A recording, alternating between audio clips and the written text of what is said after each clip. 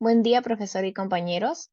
Somos el grupo uno, que está conformado por Yaneli Chasca Álvarez Guevara, quien les habla, Cassandra Chigne Zamora y Luis Olano Velasco. Vamos a hablar, el tema que nos ha tocado es fractura cervical para nuestra T1, a cargo del curso de Imagenología Aplicada. Bueno, columna cervical. Como concepto tenemos que la columna cervical, el raquis, está constituido por dos partes anatómicas y funcionales distintas: el raquis cervical superior y el raquis cervical inferior.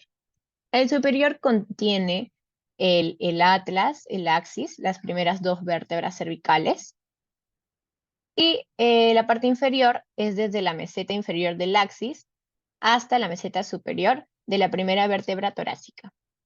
Estos elementos se complementan entre sí para realizar movimientos puros de rotación, inclinación o de flexoextensión de la cabeza. Aquí esta es una radiografía, esta es una vista frontal, una proyección frontal, y esta es una proyección lateral.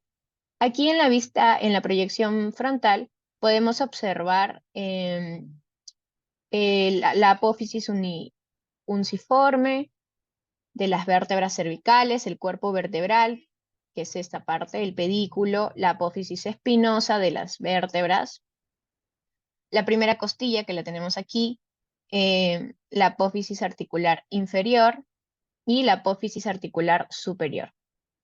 En la proyección lateral podemos observar el arco anterior, el arco posterior, este sería el hueso occipital, el tubérculo posterior, la articulación atlanto-odontoidea, la C1, C2, C3, C4, C5, C6, C7, que conformarían la columna cervical.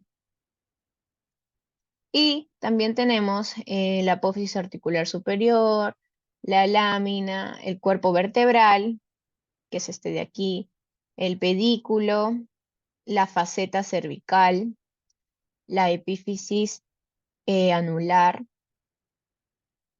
la apófisis espinosa, que es larga y prominente, como podemos observar aquí, y también observamos el agujero de conjunción.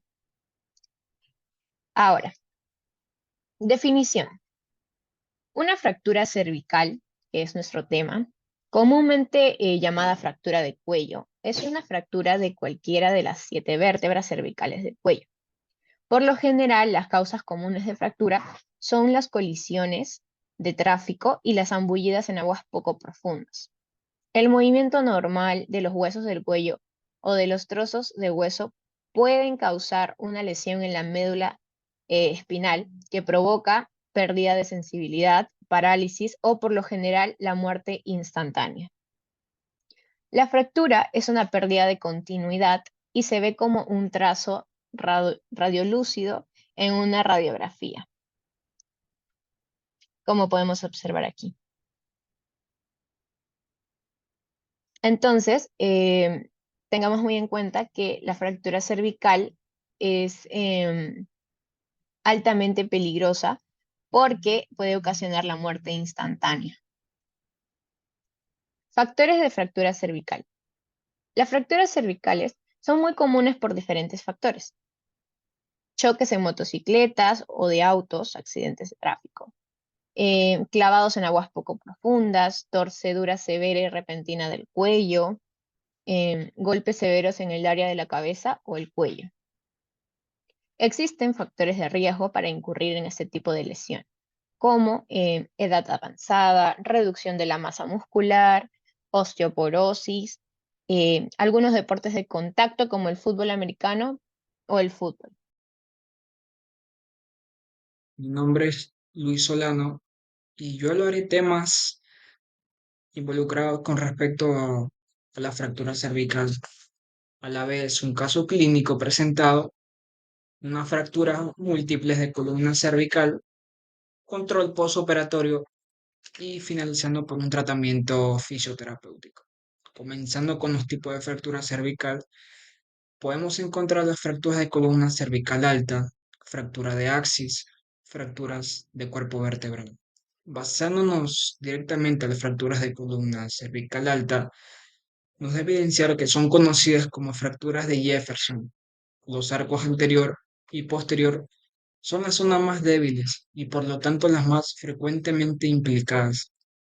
Encontramos tipo 1, tipo 2, tipo 3 y tipo 4. Las tipo 1 nos da a conocer con respecto al arco posterior, las tipo 2, arco anterior, las tipo 3, estallido, y las tipo 4 nos habla de las masas laterales. Ahora bien, las fracturas de axis son las que afectan a la apófisis odontoides con mucha frecuencia.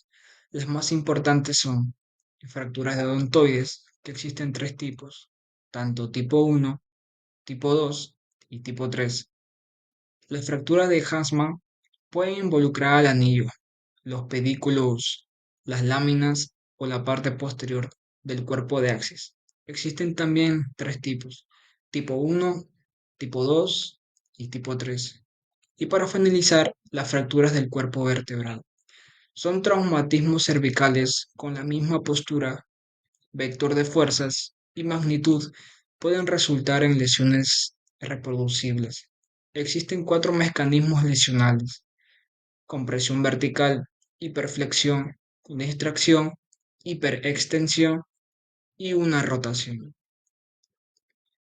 Basándonos ahora en un caso clínico, con un ejemplo, se trata de un paciente masculino de 46 años de edad, que inicia su padecimiento el día del 15 de noviembre del 2010, al encontrarse conduciendo un vehículo automotor que al aminorar la velocidad para dar una vuelta es impactado por alcance. El paciente refirió conducir a baja velocidad, viajaba solo, portaba cinturón de seguridad. Posterior al impacto, recibió traumatismo directo en el cráneo e indirecto en la región cervical, presentando pérdida del estado de alerta por tiempo indeterminado y sin recordar los sucesos posteriores. Se realizaron estudios radiográficos, observándose en la TAC fractura de cuerpo de cervical 2 distal a la apófisis odontoides, con trazo oblicuo de la izquierda hacia la derecha, de anterior hacia posterior, con fractura de la lámina del lado derecho. Se evidenció también fractura de ambas láminas de C3, fractura de lámina y pedículo de C4, con masa lateral flotante del lado derecho, correspondiente a lesión por compresión-extensión en estadio 2 de Allen y Ferguson. Se pudo observar además fractura del cuerpo vertebral de C5 en lágrima, con retrolistesis del cuerpo vertebral menor a un 50% y una lesión por compresión-flexión en estadio 4, a la vez de Allen y Ferguson. Ahora bien, fracturas múltiples de la columna cervical. Podemos evidenciar aquí unas imágenes, ya que existen y nos dan a conocer que se da ejemplos de diversos fracturas múltiples, basándose obviamente específicamente en la zona superior, es decir, en la columna cervical. Hablando con respecto al control posoperatorio, el control posoperatorio, al momento del seguimiento final, demostró una adecuada consolidación de las fracturas y artrodesis de los segmentos instrumentados, sin datos de fatiga o aflojamiento del material de síntesis. Para finalizar con el tratamiento fisioterapéutico, el abordaje que se le realizará al paciente dependerá de la gravedad de fractura. El tratamiento que desarrollaremos va enfocado a un paciente al cual se le intervino quirúrgicamente, por lo cual empezaremos con nuestro tratamiento en el momento que el médico lo indique. Es sustancial considerar el tiempo de consolidación en las fracturas vertebrales a nivel cervical, va de 8 a 12 semanas. Los objetivos planteados para el presente caso son alivio de dolor, estabilizar la columna cervical, y prevenir complicaciones. Muchas gracias. Mi nombre es Cassandra Chigne y yo les voy a explicar sobre el objetivo del tratamiento fisioterapéutico.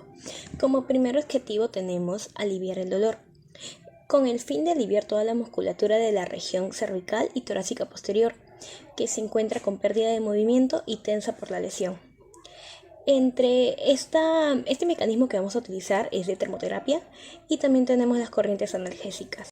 Como segundo objetivo de nuestro tratamiento fisioterapéutico tenemos la estabilidad de la columna cervical. Esto es importante ya que va a dar la estabilidad al cuello. Vamos a proponer algunos ejercicios, pero todo va a depender de la lesión de nuestro paciente, de cómo ha sido el tipo de fractura y cuánto tiempo ya tiene de consolidación. También tiene que ver la edad, el sexo y el peso. Van a haber muchos factores que van a variar, ya que no todos los pacientes van a tener el mismo tratamiento. Entre estos ejercicios propuestos vamos a encontrar lo que son ejercicios cervicales con flexión, también tenemos de lateralización, extensión. Y como tercer objetivo vamos a mantener y mejorar la fuerza de la musculatura cervical a base de masajes terapéuticos. Vamos a abordar la zona cercana a la lesión y poco a poco, según la evolución del paciente, vamos a ir acercándonos a ella. Estos masajes van a ser terapéuticos, suaves y superficiales para ir mejorando toda la evolución de nuestro paciente. Dentro del tratamiento fisioterapéutico vamos a encontrar 3 etapas. La primera etapa va a ser de la semana 8 aproximadamente hasta la semana 12. Va a depender mucho del paciente y de toda su evolución. En esta etapa el paciente se va a encontrar con un collarín. El fisioterapeuta va a tener que supervisar todos los síntomas y cómo el paciente esté llevando el collarín para que no retroceda a su tratamiento y pueda seguir. Ahí tenemos también etapa 2, que va a ser de la semana 12 a la 16. Aquí va a tener mayor estabilidad del cuello y toda la zona cervical. De igualmente, el fisioterapeuta va a tener que supervisar todos los síntomas para que no desencadene ningún retroceso, ya que en esta etapa encontramos en remodelación de fase del hueso. El paciente, como va a tener mayor estabilidad, se va a confiar más y puede desencadenar algunos síntomas. Por ello, el fisioterapeuta tiene que supervisar todo su proceso. En la etapa 3, que es de las 16 a las 20 semanas, el paciente ya va a ser más independiente. Vamos a enseñarle a que pueda seguir con todos sus saberes en el entorno social, en laboral y también personal. Él ya va a poder realizar los ejercicios y va a cumplir todos los objetivos que hemos planificado en nuestro tratamiento. Nuestro paciente se vuelve ya más independiente, por eso es muy importante que vaya también acompañado del fisioterapeuta siguiendo sus indicaciones. El fisioterapeuta también va a tener que adaptarse a su paciente para poder darle las indicaciones y que él tenga una buena evolución. Para terminar con nuestra interesante exposición, vamos a dar nuestras conclusiones. Las fracturas cervicales son muy frecuentes y también tienen una tasa de mortalidad muy alta. Tenemos que tanto los rayos X como las tomografías y resonancias magnéticas son muy importantes para poder diagnosticar algún tipo de fractura, ya sea la cervical, que fue nuestro tema, u otras. El abordaje fisioterapéutico es de suma importancia dentro de la fractura cervical. Va a reducir el dolor, también evitar complicaciones y va a darle una mejora al paciente de acuerdo al progreso de su lesión.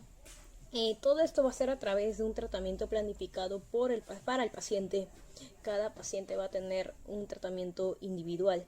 De igual manera, este abordaje no va a acelerar el proceso, pero sí va a ayudarnos a que el paciente tome conciencia, haga una buena ergonomía y tenga una buena rehabilitación durante todo este proceso. Y sí haya una potencialización de su recuperación. Muchas gracias. También quiero agradecer a la profesora y a nuestros compañeros por escuchar nuestra interesante exposición.